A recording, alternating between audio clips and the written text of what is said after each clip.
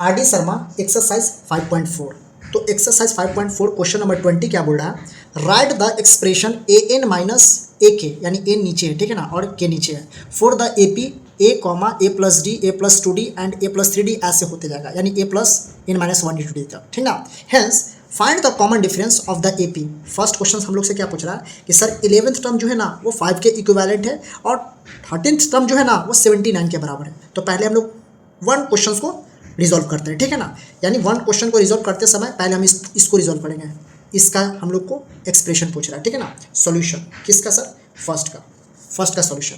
तो हमारे पास जो एक्सप्रेशन लिखा हुआ है, एक्सप्रेशन जो लिखा हुआ है, जनरल एक्सप्रेशन लिखा हुआ है, ए एन माइनस ए के लिखा हुआ है सर, ठीक है ना, इसको जनरल एक्सप्रेशन बोल दीजिए, जनरल एक्सप्रेशन, जनरल एक्सप्रेशन, ठीक है सर। ए एन के लिए क्या लिख सकता हूँ सर, ए एन के लिए A plus N minus 1 into D लिख सकता हूँ। जहाँ पर एन रहेगा वहाँ पर एन रखिएगा, जहाँ पर के रहेगा वहाँ पर के रखिएगा।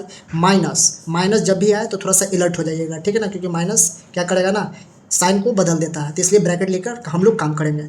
ए के लिए क्या लिखेंगे, ए प्लस, यहाँ एन था तो यहाँ पे क्या लिखेंगे, के माइनस 1 इंटू डी। अगर एम रहता तो A plus M minus 1 into D. अगर यहाँ पर आर रहता तो A plus R minus 1 into D. अगर यहाँ सी रहता तो A plus C minus 1 into D लिखते हैं, ठीक है ना सर, ठीक।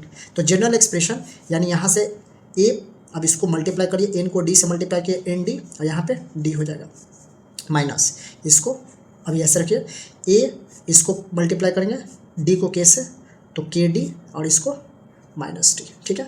अब ब्रैकेट को खोल दीजिए, A plus N D minus D. अब ये माइनस क्या करेगा, अंदर वाला जितना भी पॉजिटिव होगा उसको निगेटिव कर देगा, और जितना निगेटिव है ना उसको पॉजिटिव कर देगा। तो माइनस ए प्लस, ये प्लस है तो ये माइनस हो जाएगा, के डी माइनस, ये माइनस तो क्या हो जाएगा सर, प्लस हो जाएगा। तो डी कैंसिल आउट, ए कैंसिल आउट हो जाएगा।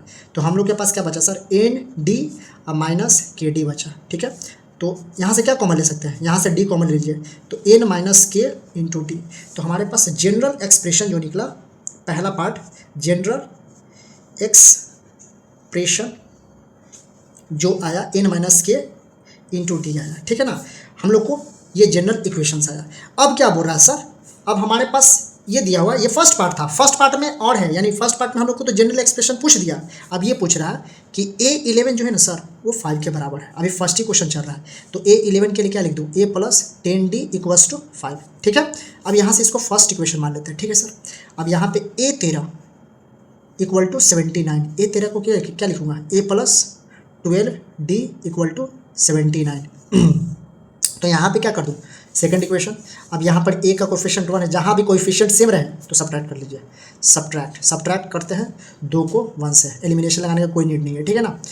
तो 2a plus 12d equals to 79, a plus 10d equals to 5। Sign को चेंज कर दीजिए, ये कट जाएगा सर। अब ये क्या बचेगा, 2d बचेगा।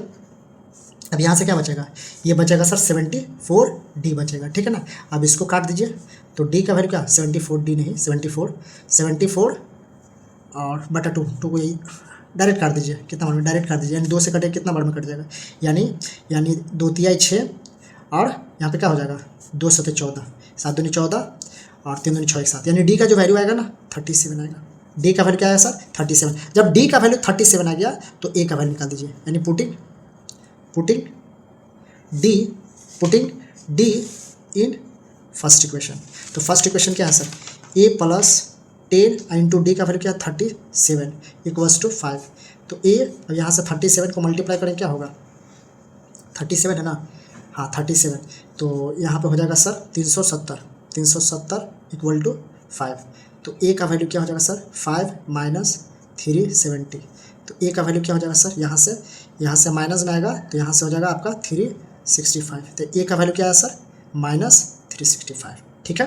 तो हम लोग का a का वैल्यू क्या आया, माइनस 365। लेकिन हम लोग को a का वैल्यू नहीं पूछ रहा था, हम लोग का कॉमन डिफरेंस पूछ रहा था। क्या पूछ रहा था सर, कॉमन डिफरेंस पूछ रहा था। तो कॉमन डिफरेंस कितना आया, कॉमन डिफरेंस 37 आया, और जनरल एक्सप्रेशन जो आया n माइनस के इंटू डी आया, ठीक है। तो हम लोग क्वेश्चन नंबर 2 पर चलते हैं।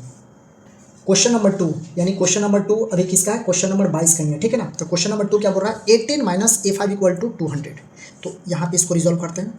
A10 को क्या लिख सकता हूँ सर, a प्लस 90 लिख सकता हूँ, माइनस A5 के क्या लिख सकता हूँ, ए प्लस 4d इक्वल्स टू 200, ठीक है।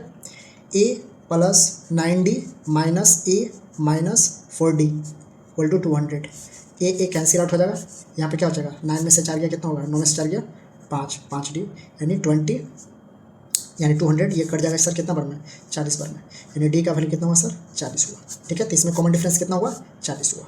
तो क्वेश्चन नंबर थर्ड, तो क्वेश्चन नंबर थर्ड क्या बोल रहा है, यानी 20 टर्म यानी A20 इज मतलब इक्वल 10 मोर देन 18 टर्म का, यानी 18 टर्म मतलब A18 कितना ज़्यादा है सर, 10 ज़्यादा है, ठीक है। तो इसको ले आइए ऐसे A20 A18 को इधर ले आइए, A18 इक्वल टू 10, ठीक है ना। ऐसा ही पैटर्न बन गया, तो इसको भी वैसे ही सेम पैटर्न पे इसको रिजॉल्व कर लेते हैं। तो A प्लस 20 को क्या लिख सकता हूँ, 19d माइनस A18 को क्या लिख सकता हूँ, A plus 17d equals to 10, A plus 19d minus A, यहाँ पे क्या बोलते हैं कि जब भी ब्रैकेट रहे और माइनस सामने रहे तो अंदर वाला जो साइन होता है ना वो चेंज हो जाता है, माइनस रहेगा प्लस हो जाएगा, प्लस रहेगा माइनस हो जाएगा। ए क्या है सर, प्लस में तो माइनस हो गया, 17 क्या है, ये 17d क्या है, प्लस में तो माइनस हो जाएगा, 17d, ठीक है, equals to 0। A cancel out हो जाएगा, 19 में से 17 गया 2d, यहाँ पे 10 होगा ना, 10, 2d इक्वल टू 10, तो d का वैल्यू क्या है सर, 5, डी का वैल्यू क्या है 5।